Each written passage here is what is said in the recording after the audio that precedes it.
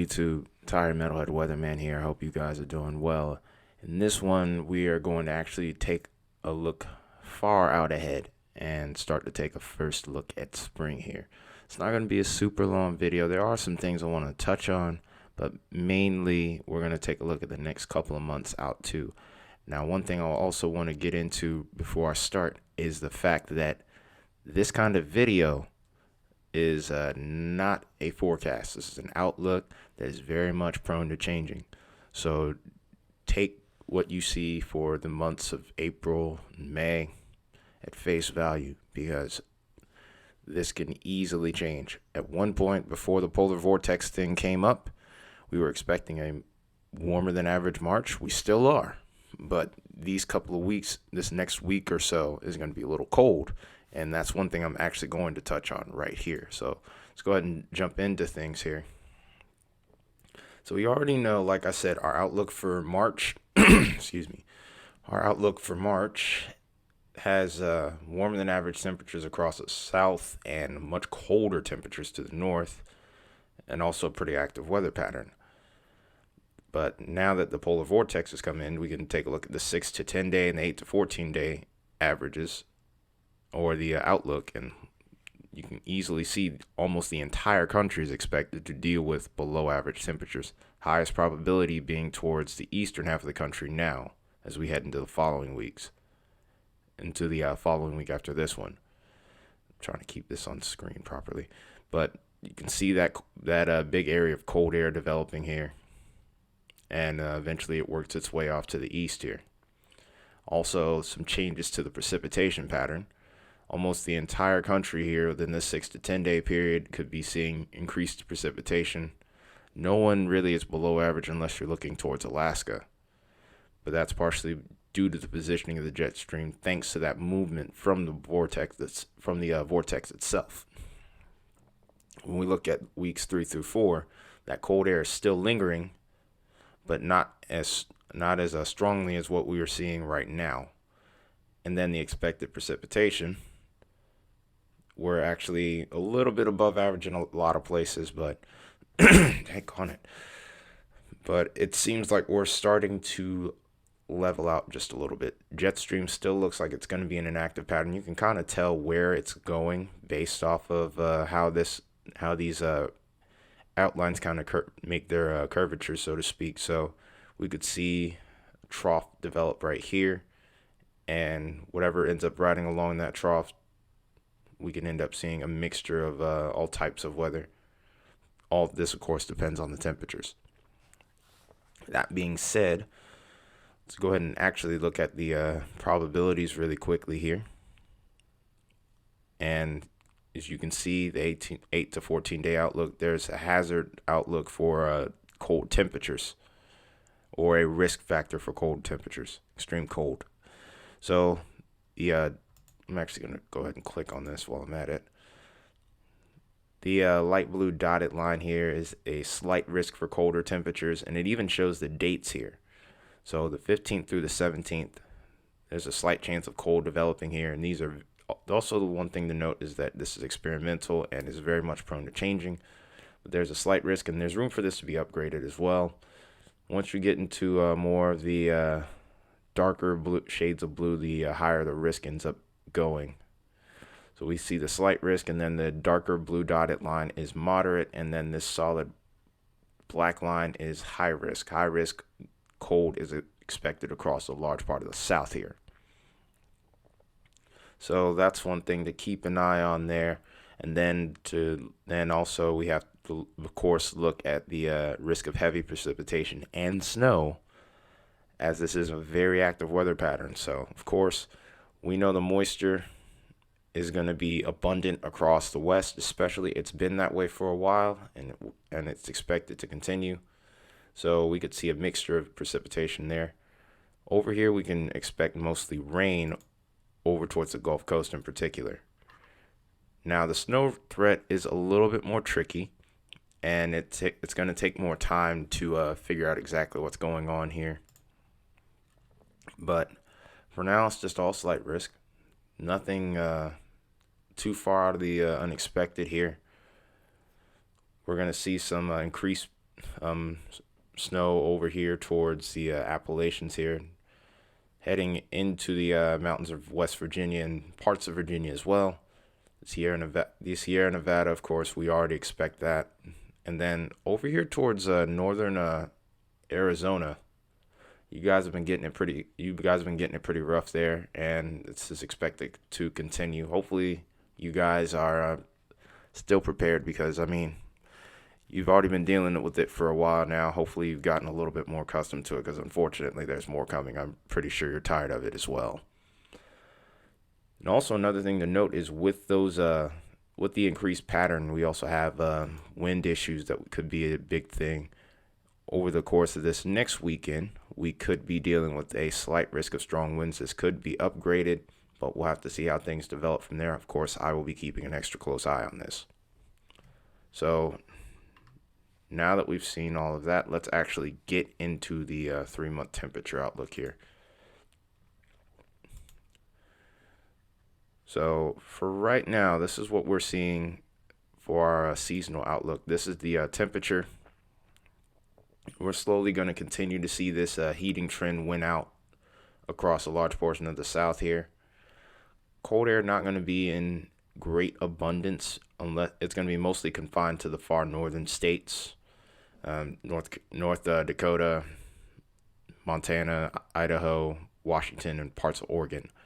The warmest air right now is mainly looking like it's going to be around the desert southwest, southwestern Texas, then parts of New Mexico, maybe even. Also have to always watch Florida for being above average, and then on the temperature outlooks. And then pretty good swath across the southeast, and even starting to get up the eastern seaboard here of warmer than average temperatures.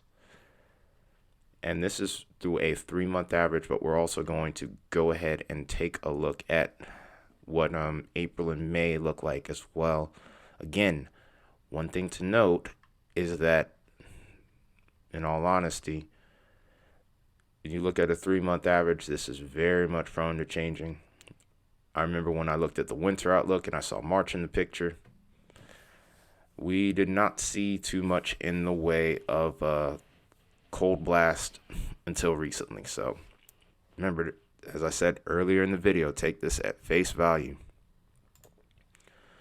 So when we look at the precipitation outlook, this is the active pattern seems to be most persistent across the Ohio Valley, the Great Lakes, parts of the South here, but the rest of the areas in the white are equal chances. Florida looks dry for right now. Not too uncharacteristically dry except for South Florida. And then over the desert southwest, as time goes on, that jet stream is going to trend a little bit away from you guys. So the storm pattern that you are in now, there's a good chance that we may not see that later. Once we get into these darker brown colors, the confidence definitely increases there. So that being said, let's go ahead and now take a look at the next couple of months here.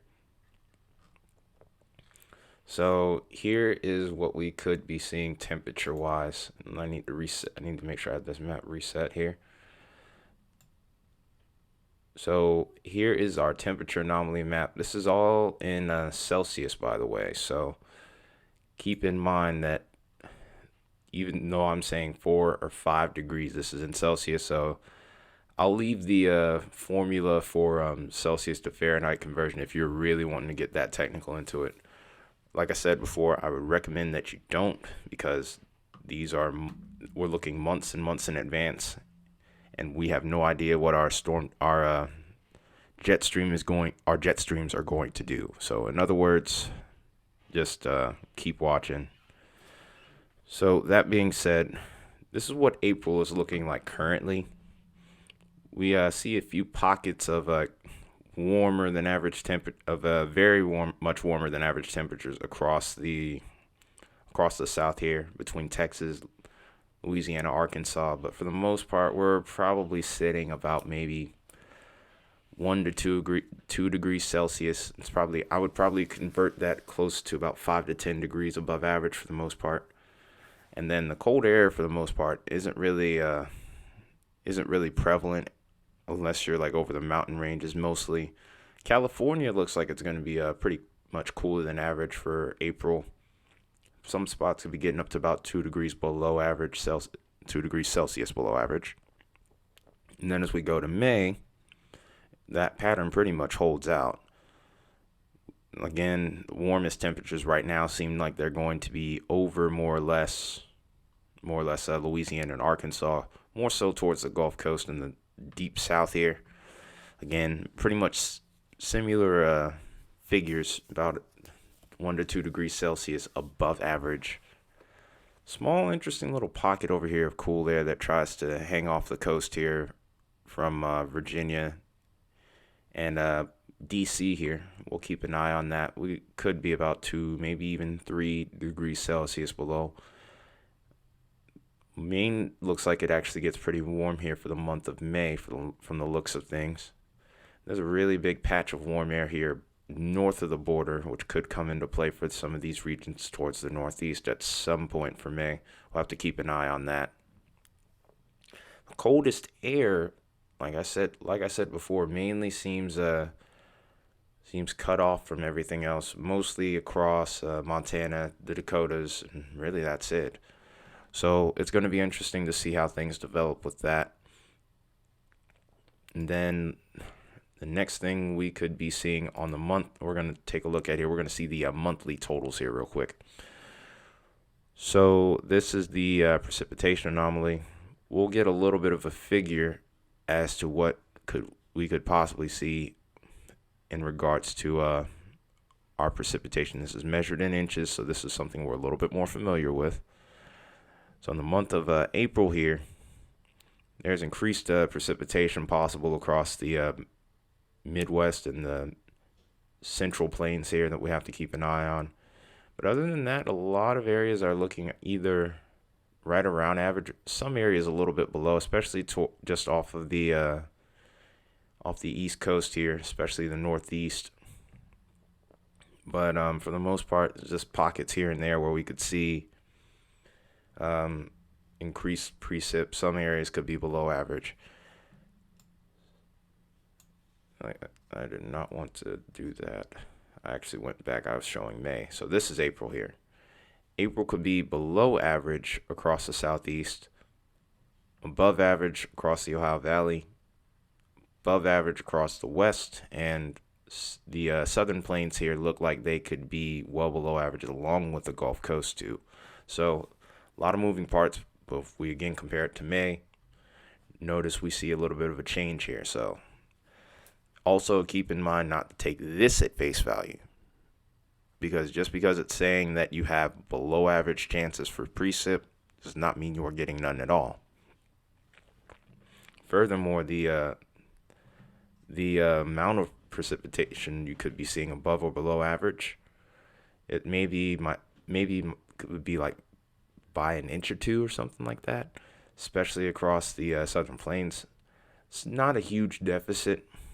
Besides with the surplus of rain that we've been seeing to start out the year in a lot of these areas that are seeing the yellow now, it's probably not going to hurt too much.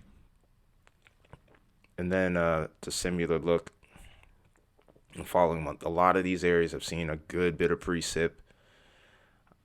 So I'm pretty sure that a break would be very welcome for a lot of these regions here. Unfortunately for these guys over here towards the Central Plains, we're not getting that this time around, but we could be getting it in later months. But that's a outlook video that will be made a little further down the line.